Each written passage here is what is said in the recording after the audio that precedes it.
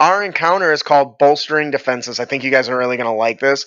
The characters travel to a plagued land, right?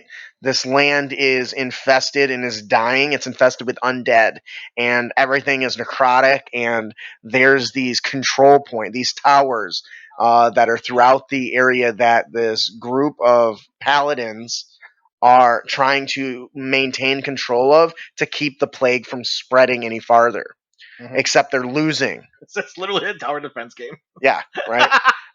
So these forsaken creatures are slowly overtaking these towers, and the characters not only have to go inside of them, but they have to kill the monsters and then purify the area. This is where you get an opportunity to perform rituals with like the cleric and paladins who can do these holy things, right? And puts that as kind of the focal point. But I love the idea of anytime somebody starts to purify an area, a horde swarms in and you have to defend that person while they're holding the channel for up to 10 rounds.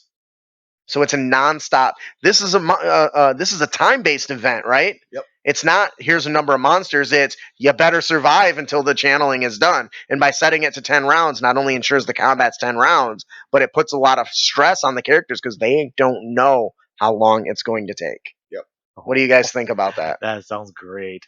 Yep. Especially not knowing, because I don't know if you guys ever noticed, but when you drive somewhere that you've never been to before and it's a ways away, it takes forever. Yes. But on the drive home, it's so fast. It's like that. But that's because you know where you're going. Yeah. Not knowing how many waves there's going to be is gonna if that's gonna be so bad for the players, and they're gonna be sitting there holding on to all of their spell slots, just waiting. It's like, what's it gonna end? Should I use it? Just use it. And you really could really throw them off by sending a big giant monster in like the 5th wave, where they think that's the big boss, and then more come, and they've used all their big powers. What do you think, Ian? What if the ritual didn't keep something in, but kept something out? Ooh, can you elaborate? What are you thinking? Like, I was kind of thinking like the meme of like, who says if somebody dies, it can't be a ghost and a zombie? What the hell? I don't. I think I'm too dumb to understand what that. Short version: what if a ghost wants their body back to become an all-powerful being? Like ghost possesses their body. So you're keeping. So the body is inside the area, and you have to keep it purified so it doesn't take over it. Yes. That's cool. I like that. And maybe that's a secret that's hidden in the towers. Different body parts. And then they fail even when it comes out. Oh, that's cool. I like that. I really do like that. So what I think is interesting is what would you do if they failed? Would they just die?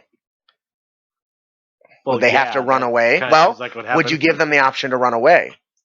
Because what if they get to like round 7 and you just say, you're very close, but they can't hold out any longer. They're struggling.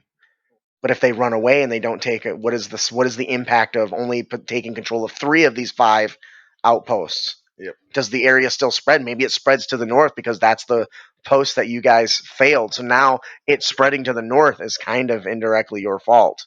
How can you fail it though? If you've got 10 rounds of waves. If characters are going unconscious before you get to that point, because there's so many monsters. They choose to just run instead of die. Yeah. Okay. Not necessarily dying, but if 3 of your party goes unconscious and there's 5 of you, they're probably just going to try to grab their comrades and run, or they're just going to run. Yeah. Then they're definitely dead. But I think that's interesting because it grows the encounter more than that, right?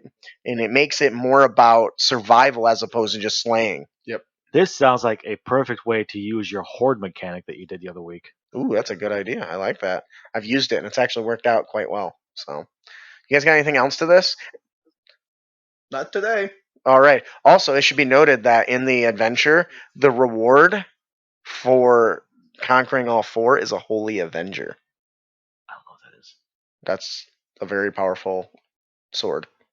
That mostly the only power that Dennis can use. Yeah. Okay.